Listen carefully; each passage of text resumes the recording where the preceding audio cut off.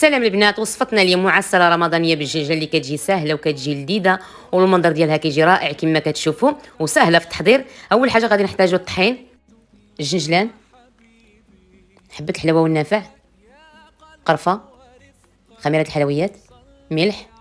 كنخلطوا النواشف، كنضيفوا الزيت النباتيه والخل والزبده اللي ذوبنا مع الزهر، كنخلطوا. كنبداو نضيفوا شويه شويه الماء وكنجمعوا. ما كندلكوش هذه العجينه، كتجي رطبه بهذا الشكل كما كتشوفوا. كنخليو العجين ديالنا ترتاح واحد 10 ديال الدقائق. كنسرحوا العجين ديالنا وكنجيبوا واحد الطابع اللي كيكون دائري وكنبداو نطبعوا.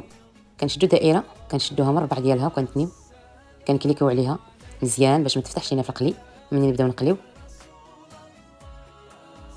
بعد ما شكلنا الحلوه ديالتنا كامل غادي نخليوها تنشف واحد ربع ساعه تقريبا ولا 20 دقيقه. في واحد المقله كنديروا الزيت، كنبداو نطيبوا على نار متوسطه وكنبداو نحركوا باستمرار باش يجينا واحد اللون، يجونا طايبين كامل، يجونا لون واحد.